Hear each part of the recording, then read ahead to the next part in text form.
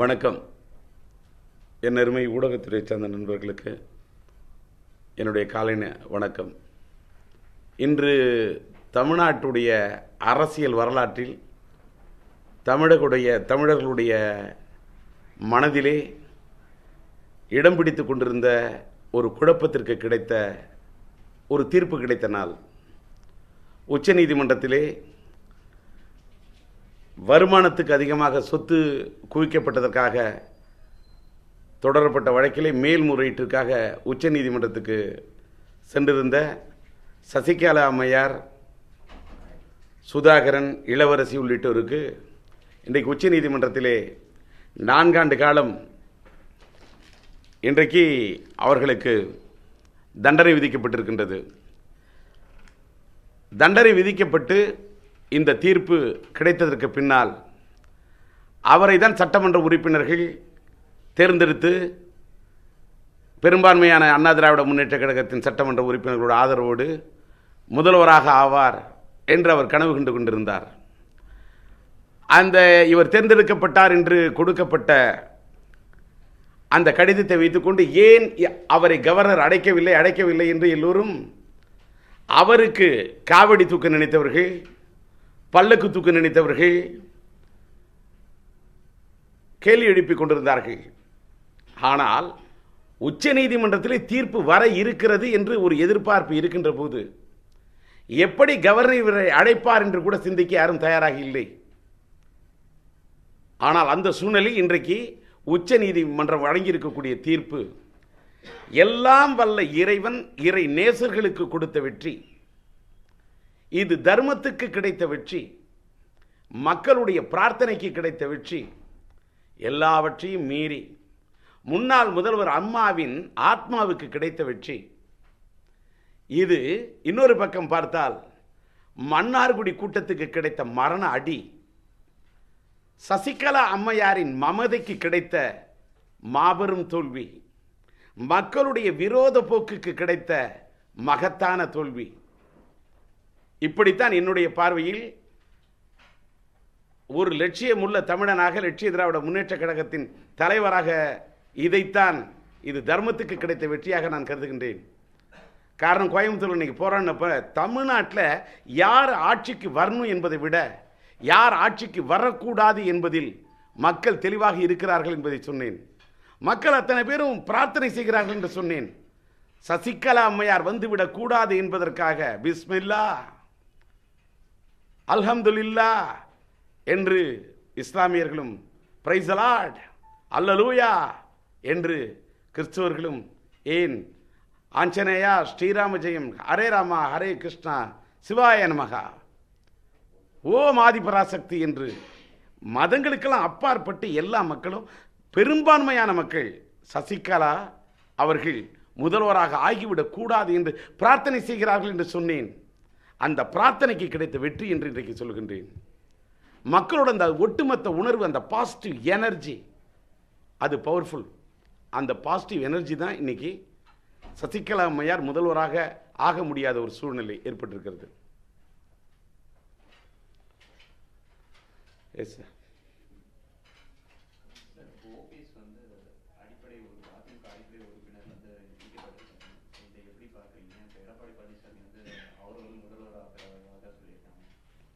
ஒரு நிமிஷம் சார்.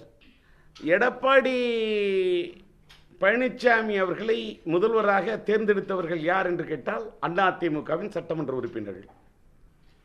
அதிமுகவோட சட்டமன்ற உறுப்பினர்களுக்கு சட்ட ரீதியாக அவங்களுக்கு அந்த உரிமை இருக்கு சார்.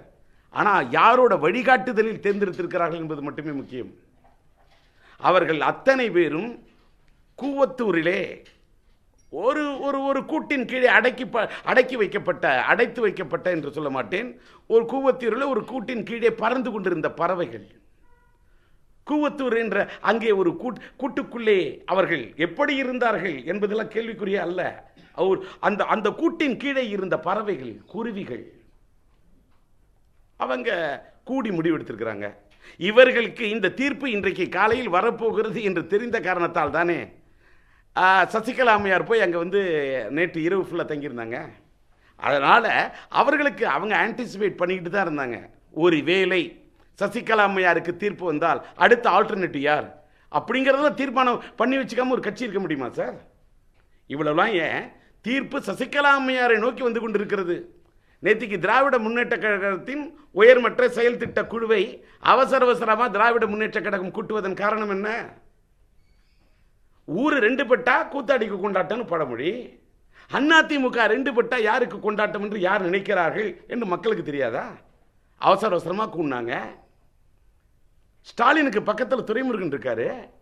அன்னைக்கு அவர் சட்டமன்றத்தில் சொன்னாரு, பன்னீர்செல்வம் முதல்வராக இருந்தால் 4 ஆண்டு காலம் அவர் ஆட்சியை தொடர்வதற்கு திமுக எங்களுடைய, அதைத்தான் இன்னைக்கு நான் சொன்னேன், ஆதரவு தருன்னு சொன்னேன். ஸ்டாலினுடைய துரைமுருகன் கூற்றுக்கும் ஸ்டாலினோட கூற்றுக்கும் எவ்வளவு வேறுபாடு பாருங்க. அடுத்த ஆட்சி திமுக தான் அமையணும் அவங்களுக்கு. ஆக அப்ப துரைமுருகன் கருத்து தனிப்பட்ட கருத்து. அவர் பாவம் நெஞ்சு வலின்னு போய் படுத்துட்டார். ஒருவேளை இந்த கருத்து சொன்னதுனால அவருக்கு நெஞ்சு வலி இருந்தது என்னமோ தெரியாது. அடுத்து சுப்புலட்சுமி ஜெகதீஷன் அந்த அம்மா அவங்க ஒரு கருத்து சொன்னாங்க. சுப்புலட்சுமி நீ சொல்றது தப்பு லட்சுமின்னு ஸ்டாலின் சொல்லிட்டாரு என்னவோ. ஆக ஒரு சம்பந்தம் இல்லாத அதிமுகவுக்கு இதை அதிமுகவோட இதில் பண்ணிட்டு அவங்களே திமுகவே இவ்வளவு அலர்ட்டா இவ்வளவு காஷியஸா இருக்கும்போது அதிமுக ஒருவேளை சசிகலா அம்மையார் அவங்களுக்கு இப்படி ஒரு தீர்ப்பு வந்து விட்டால் என்ன ஆகுறது அப்படிங்கிறதுக்காக தான் அவங்க கையில தராசு வச்சுக்கிட்டு போட்டிருக்காங்க எடை. அந்த எடை போட்டதுனால தான் எடப்பாடி. அந்த அம்மாவுக்கு அந்த அம்மா வாழறதுக்கு எல்லாருமே அங்க வாழ்ந்து கொண்டிருக்கிறார்கள். ராகம்பாடி, கீதம்பாடி. ஆனாலும் அவர்கள் எல்லாம் சுதந்திரமாக பறக்கக்கூடிய வானம்பாடி. அவர்கள் எல்லாம் சசிகலா அம்மையாரின் புகழை பாடும் வானம்பாடி. அதனால இன்னைக்கு அவங்க இது தேர்ந்தெடுக்கிறது எடப்பாடி. ஆனா அவங்க எடப்பாடியை தேர்ந்தெடுத்திருக்காங்கன்னு சொன்னாக்கா இதை பற்றி சட்டமன்ற உறுப்பினர்கள் அவங்களுடைய ஜனநாயக கடமையாற்றுகிறார்கள். ஆனால் ஒன்று, நீங்கள் யாருக்கெல்லாம் உங்களுக்கு ஓட்டு போட்டது யாரு, ஓட்டு வாங்கி கொடுத்தது யாரு? மறைந்துவிட்ட முன்னாள் முதல்வர் புரட்சி தலைவி பொன்மன செல்வி அம்மா. அங்கிட்ட அன்னைக்கு சொன்னேன், உங்களெல்லாம் சட்ட பாக்கெட்டில் வச்சுக்கிட்டு இதே தெய்வம் அம்மா அம்மான்னு சொன்னீங்களா? சும்மாவா? உங்களோட அம்மாவோட ஆத்மா உங்க அத்தனை பேரையும் மன்னிக்காதுன்னு, ஆண்டவருக்கே இது பொறுக்காதுன்னு, தர்மம் பார்த்துக்கிட்டு இருக்காதுன்னு. இன்னைக்கு தர்மம் இந்த சட்டமன்ற உறுப்பினர்கள்லாம் யார தலைவி என்று பொதுச் செயலாளர் தேர்ந்தெடுத்தாங்களோ, யாரை முதல்வராக்கணும்னு துடிச்சாங்களோ அந்த தலைக்கு தர்மம் இன்னைக்கு கொடுத்துருக்குது அடி. இந்த அம்மாவுக்கு வால் பிடித்த இந்த வால் எழுந்தி பிடித்து கொண்டு வால் பிடித்த இந்த வாளுக்கெல்லாம் இனிமைதான் இருக்குது. பாருங்க, வெயிட் அண்ட் சீ. உங்களுக்கெல்லாம் மக்கள் நேரடியாக ஓட்டு போட்டாங்களா? அம்மாவுக்கு ஓட்டு போட்டாங்க. அந்த அம்மாவா அந்த 75 நாட்கள் அப்படியே அப்போலோ ஹாஸ்பிட்டல் வச்சப்பெல்லாம் வாயை மூடிக்கிட்டு எல்லாம் மௌன ராகம் பண்ணீங்களே, மௌன கீதம் பண்ணீங்களே. நீங்களாம் உண்மையான அதிமுகவின் ரத்தத்தின் ரத்தமா? அன்னைக்கு அம்மாவை அப்போலோ ஹாஸ்பிட்டல் இப்படி வச்சாங்களே. இன்னைக்கு ஒரு அப்போலோ ஹாஸ்பிட்டலோட இது இந்த தீபா பேரவையில் போய் ஒரு டாக்டர் பேசுறாங்க. அன்னைக்கு சேர்க்கப்பட்ட அவர்கள் பேசுகிறார், நான் பேசவில்லை. ஆஸ்பத்திரியில் அப்போலோ மருத்துவமனையில் சேர்க்கப்பட்டவே பல்ஸ் இல்லாம ஆல்மோஸ்ட் அந்த நிலையில தான் சேர்த்தாங்க அப்படின்னு சொன்னாங்களே. ஏன் யாரும் பதில் பேச மாட்டேங்கிறீங்க? அந்த 75 நாள் மர்மத்தை பத்தி யாரையும் நீங்களும் வாயை திறக்கல. அதிமுகவின் ரத்தத்தின் ரத்தம் ஏன் உங்களுக்கெல்லாம் கொதிக்கவில்லை? ரத்தம் நீங்கெல்லாம் ஏன் கொடுக்கவில்லை? சத்தம் ஏன் யார் மீத நீங்கள் சொல்ல மறுத்தீர்கள்? குத்தம். அப்ப பதவி, ஆட்சிக்கு மட்டும்தான் பயம். பதவி வேணும்.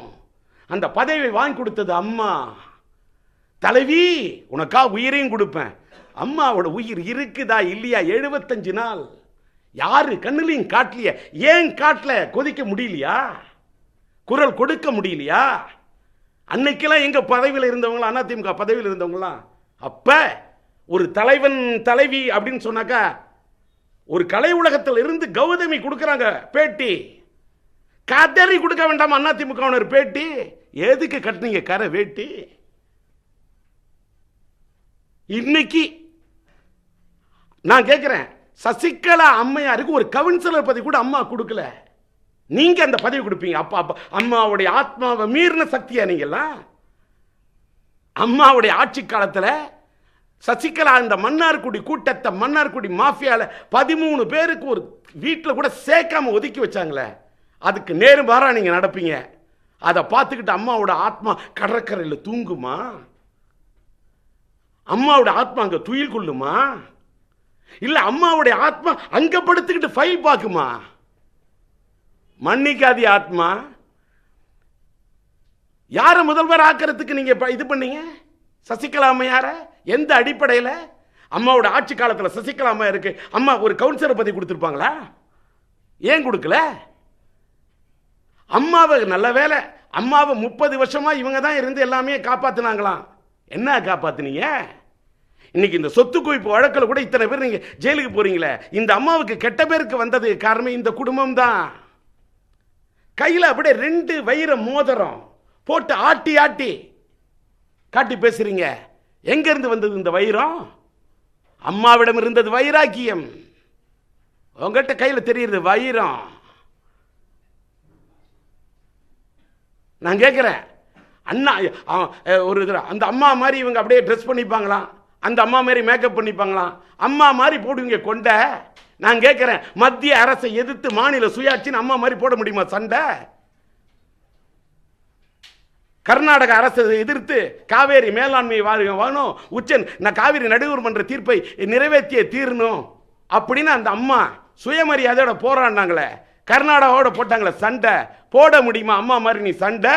அம்மா மாதிரி போடுற மாதிரி போட்டு பார்க்குறீங்களே கொண்ட.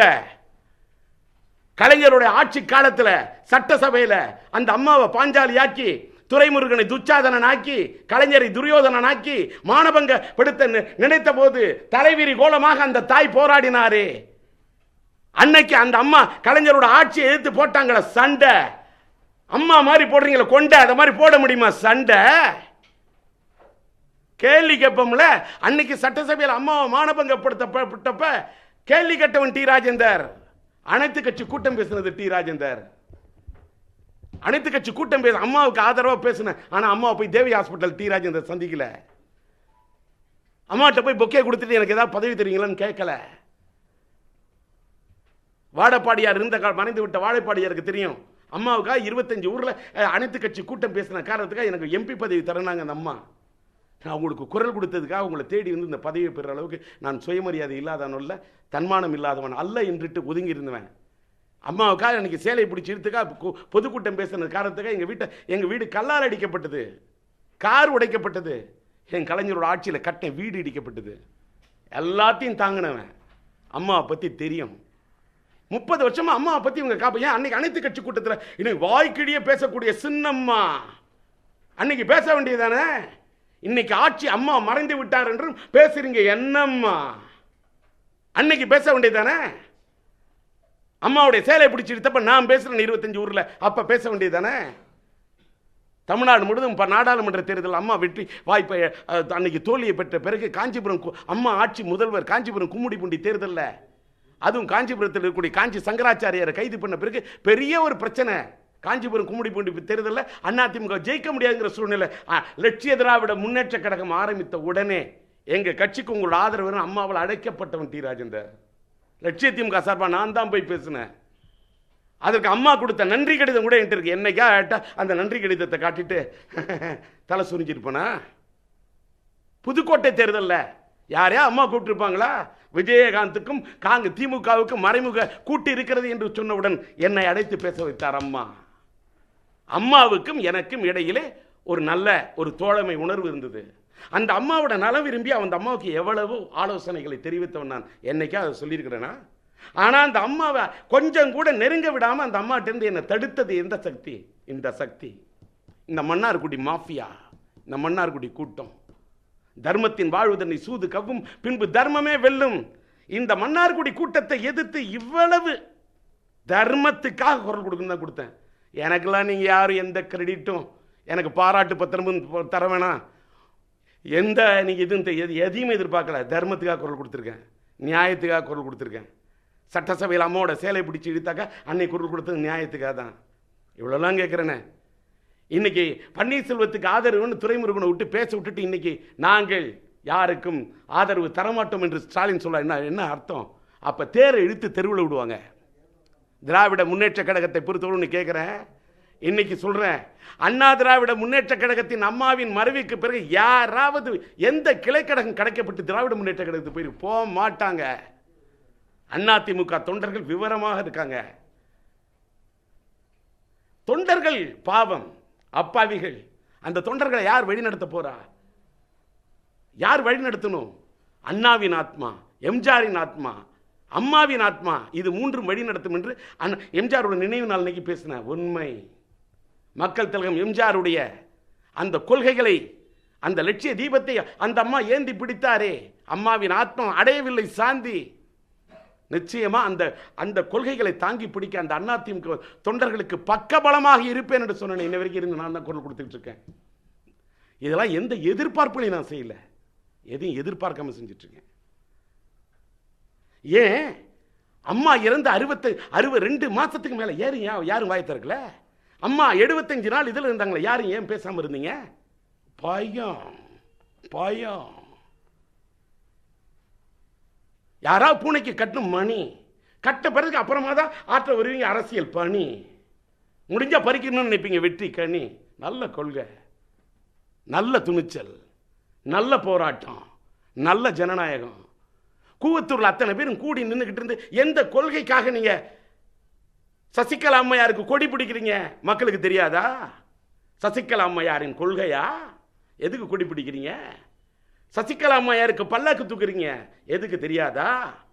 சசிகலா அம்மாவுக்கு எல்லாரும் சப்பகட்டு கட்டுறீங்க, எதுக்கு தெரியாதா? கொள்கையா? லட்சியமா? கோட்பாடா?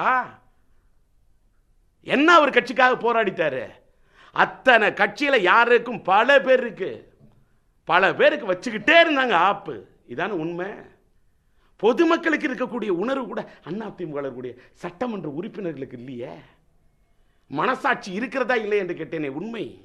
ஆனா ஒண்ணுங்க, இப்ப சசிகலாவுக்கு ஏற்பட்டிருக்க முடிவு ஒன்லி த டீசர். இனிமேதான் ட்ரெய்லர் இருக்கு, இனிமேதான் மெயின் பிக்சர் இருக்கு. தலைக்கு கொடுத்துருக்கான் கடவுள் அடி. இப்ப அந்த தலைக்கு வால் பிடிச்ச இந்த சட்டமன்ற உறுப்பினர்களுக்கு இன்னுமே தான் இருக்குது, இன்னுமே தான் இருக்குது.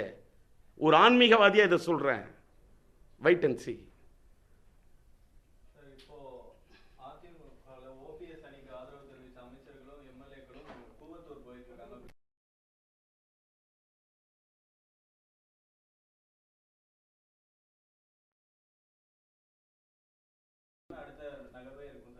சார், சட்டமன்ற உறுப்பினர்கள் அங்கே தேர்ந்தெடுத்திருக்காங்க, அதை மட்டும் பேசுங்க.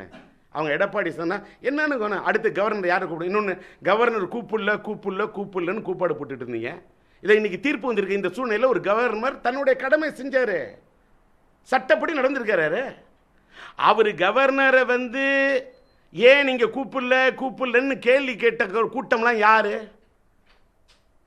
சசிகலா அம்மையாருக்கு பல்லக்கு தூக்குன்னு நினைச்ச கூட்டம்லாம் எதுக்கு தூக்குனாங்க?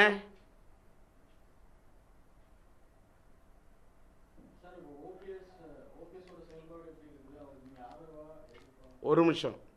நான் ஜல்லிக்கட்டு டயத்திலேருந்து திரைமறைவில் யாரோ காரியம் நடத்திக்கிட்டு இருக்காங்க, பேட்டி கொடுத்தவன் நான் தான். யாரும் தமிழ்நாட்டில் சொல்லலை. பன்னீர் பாவம் பன்னீர்னு சொன்னவன் டி ராஜேந்தர். அதோட விட்டுருணும். அதுக்கு மேலே என்கிட்ட கேள்வி கேட்கக்கூடாது. இந்த கேள்வி இங்கே கேட்குறீங்களா? அவர்கிட்ட போய் கேளுங்களேன், அவர்கிட்ட கேளுங்க. அப்புறம் அவர் இல்லை, அவரை பற்றி என்கிட்ட கேள்வி கேட்குறீங்க, என்னை பற்றி அவர்கிட்ட கேட்டிருப்பீங்களா? இல்லை இல்லை, விட்டுருங்க அதோட.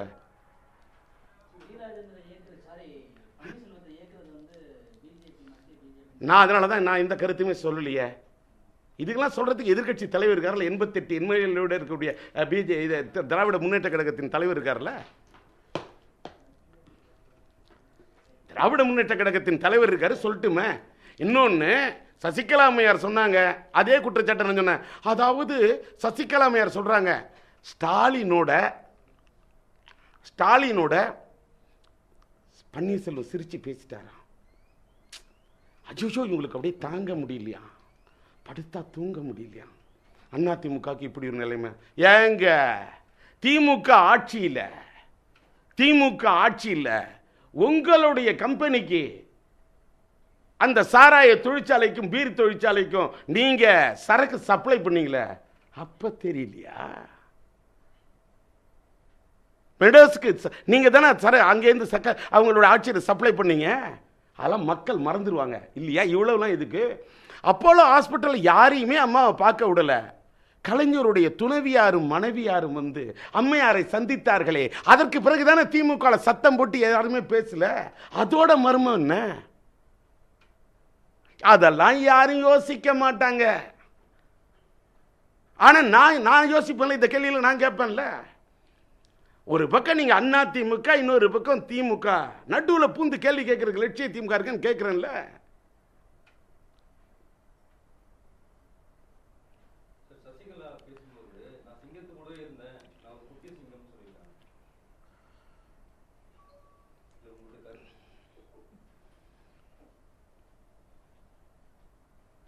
சிங்கத்து மேல கொசு உட்கார்ந்தா கூட அந்த கொசு நினைக்குமா சிங்கத்துக்கு மேல நான் உட்கார்ந்துருந்த கொசுங்க. சிங்கத்து இதுக்கு மேல என்னால் உதாரணம் சொல்ல முடியாது. சிங்கத்து மேலே உட்கார்ந்த கொசு நான் தெரியுமா? கொசு அடிச்சா ஃபினிஷ். சிங்கம்லாம் சிங்கம்தான். அந்த அம்மாவை சேலை கட்ட சிம்மன்னு சொன்னோன்னா, அந்த அம்மாவுக்கு பர்கூர் தொகுதியில் போட்டி போட்டு 40,000க்கு மேலே ராஜீவ்காந்தி படுகொலை செய்யப்பட்டு வீசப்பட்ட அனுதாபாளையில் வெற்றி வாய்ப்பு இழந்த நான் சொல்கிறேன், அந்த அம்மா சேலை கட்ட சிம்மன்னு. இவங்கெல்லாம் சிங்கத்துக்கு மேலே ஒரு கொசு உட்காந்தா அது கொசு சிங்கம் ஆயிடுமா? குதிரை மேலே போய் ஒரு குருவி உட்காந்து பறந்துட்டாக்கா உடனே குருவி வந்து குதிரை ஆயிடுமா? இதெல்லாம் மக்கள் கேட்டுக்கிட்டு இருக்கிறதுக்கு முட்டாள் இல்லை. இந்த அம்மா மேல இவ்வளவு பெரிய குற்றச்சாட்டு மக்கள் சொல்றாங்களே, அதுக்கு பதில் சொல்லுங்களேன். எல்லாரும் என்ன கேட்குறாங்க? இன்னைக்கு தீபா பேரவையில் சம்பந்தப்பட்ட ஒரு லேடி சொல்றாங்க. அப்ப என்ன சொல்றாங்க? ஹாஸ்பிட்டலில் சேர்க்கப்பட்டவே அந்த அம்மாவுக்கு வந்து பல்ஸ் இல்லைன்னு. அப்ப என்ன அர்த்தம்? அப்ப அத்தனை பேரும் சேர்ந்து ஒரு விஷயத்தை மூடி மறைச்சிருக்கீங்களா? இல்ல அப்படிலாம் இல்லை, அந்த தீபா பேரவையிலிருந்து பேசுற இந்த டாக்டர் சொன்னது பொய், வழக்கு போடுங்க, பிரச்சனை வெளியில கொண்டாங்க. ஏன் எல்லாம் சைலண்ட் ஆகுறீங்க? இதுல பெரிய வேடிக்கை என்னன்னா, அந்த அம்மா தீபா பேரவையில் இருக்கிற இந்த அம்மா ஹாஸ்பிட்டலில் சேர்க்கப்பட்டப்பவே அவங்களுக்கு பல்ஸ் இல்லைன்னு சொல்லுது. ஆனா யாரு பேர்ல பேரவை வச்சிருக்காங்களோ அந்த அம்மா சாவில் மர்மம் இருப்பதாக நான் சந்தேகப்படவில்லைன்னு. என்ன நாடு இது? என்ன நாடு? என்ன நடக்குது? இதுக்கெல்லாம் நீங்களும் அப்படியே கேள்வி எல்லாம் கேட்க வேண்டியதானே கேள்வி? ஊடகம் தானே. நான்லாம் ஊடுரு கேட்பேன் சார். இப்போ நான் இங்கே கேள்வி கேட்குறேன், ஏன் கேட்கல? நான்லாம் பேசுறது சோசியல் மீடியாவில் அவ்வளோ பேர் பார்க்குறாங்க, என்னன்னு யோசிக்கிறாங்க. மக்களுக்கு யாராவது ஒருத்தர் கருத்தை சொல்லணும். ஏன் சொல்லல? ஏன் கேட்கல?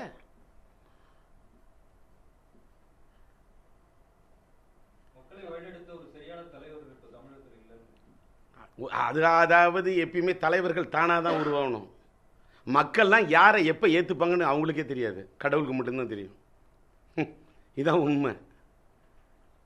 இந்த தமிழ்நாட்டில் பொறுத்த வரைக்கும் நீங்கள் நான் பல காலமாக சொல்லிட்டு இருக்கேன், எவ்வளவோ பேர் இவர் வருவார், அவர் வருவார், இவர் வருவார் சொன்ன அத்தனை பேரும் வரவே இல்லை.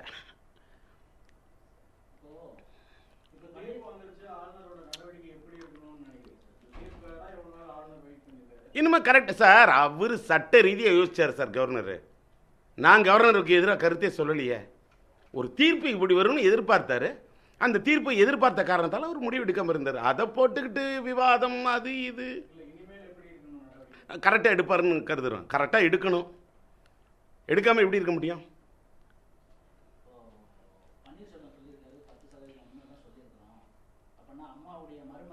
சார் இதுக்கு வந்து அதில் ஒரு நிமிஷம். நான் இப்பொழுது பன்னீர்செல்வம் சம்பந்தப்பட்ட எந்த கேள்விக்கும் பதில் சொல்ல தயாராக, நோ கமெண்ட்ஸ். ஏன்னுலாம் சொல்லணுன்ற அவசியம் எனக்கு இல்லை. வெயிட் அண்ட் சீ. எப்போ கேள்வி, எப்போ யாரை எந்த சமயத்தில் என்னம்மா கேள்வி கேட்கணுமோ அப்போ கேட்பேன். இப்போ அவரை பற்றி விமர்சனம் பண்ணுறதுக்கு அண்ணா திமுக இருக்காங்க, அவரை பற்றி விமர்சனம் பண்ணுறதுக்கு திமுக இருக்கணும், பண்ண சொல்லுங்க. பாட்டாளி மக்கள் கட்சி ராமதாஸ் கேட்குறாருல பன்னீர்செல்வம் ஐயாவை பற்றி, அப்ப பாட்டாளி மக்கள் கட்சி ராமதாஸ் டாக்டர் மருத்துவர் ஐயாவுக்கு இருக்கக்கூடிய இது ஏன் திராவிட முன்னேற்ற கழகத்தின் செயல் தலைவர் இருந்தது அவருக்கு இல்ல? இந்த கேள்வி என்கிட்ட கேட்குறீங்களா? அங்கே கேளுங்களேன், ரொம்ப நல்லா இருக்குமே. 88 எம்எல்ஏ வச்சுக்கிட்டு இருக்கிறவங்க 88 எம்எல்ஏ வச்சுட்டு இருக்கோம், வயலின் வச்சுட்டு இருப்பாங்க. அங்கே கேட்க மாட்டீங்க. அடுத்து தமிழ்நாட்டுக்கு நல்லா சார் கூரை ஏறி கோழி பிடிக்க முடியாதவங்களா வானம் ஏறி வைகுந்தம் போகணும், எதிர்கட்சியா இருக்குள்ளே செயல்பட முடியாது நீங்களா ஆளுங்கட்சியாகி தமிழ்நாட்டு மக்களுக்கு என்ன பண்ண போறீங்கன்னு ஒரு கேள்வி கேட்க வேண்டியதானே? அவர் பதில் சொல்லட்டும், கோவப்பட்டும், ஊடகம் தானே, கேள்வி கேளுங்களேன். ஆனா நான் இருந்தா கேட்பேன் சார். மக்கள் மன்றத்தில் இன்னைக்கு நின்று கேட்கிறேன். இந்தியாவிலேயே கேவலமா இருக்கு. இந்தியாவிலேயே ஒரு முதல்வரை கொண்டு போய் ஒரு தீபா பேரவையில் இருக்கக்கூடிய ஒரு டாக்டர் சொல்றாங்க அந்த அம்மாவை ஹாஸ்பிட்டலில் சேர்த்த போய் பல்ஸே கிடையாதுன்னு. என்ன ஏன் நாடு இது? சிரிப்பா இருக்கு எனக்கு. 75 நாள் அப்போலோ ஹாஸ்பிட்டலில் இருந்திருக்காங்க. அம்மா எழுந்தாங்க, அம்மா உக்காந்தாங்க, அம்மா நடந்தாங்க, அம்மா கை எடுத்து போட்டாங்க, அம்மா கை நாட்டு வச்சாங்க. ஏன் ஏன் ஒரே ஒரு ஃபுட்டேஜ் போடுங்க. நான் அதான் கேட்டேன். மக்கள் பண்ணுவாங்க பைட்டு, மக்கள் பண்றாங்க ஃபைட்டு, ஏன் போட முடியல ஒரே ஒரு பைட்டு? மற்றதுக்கெல்லாம் மட்டும் கேமரா தூக்கிட்டு வந்து ஒரு பைட் கொடுங்கன்னு கேட்குறீங்க, இதை ஏன் கேட்க முடியல? கேட்கணும் சார், மீடியான்னா கேட்கணும். ஏன் கேட்கல? 75 நாள் சும்மாவா? அம்மா செத்த 60 நாள் அதிமுக அத்தனை பேருக்கும் கேள்வி, சரமாரியான கேள்வி. என்ன பண்ணிக்கிட்டு இருந்தீங்க இத்தனை நாள்?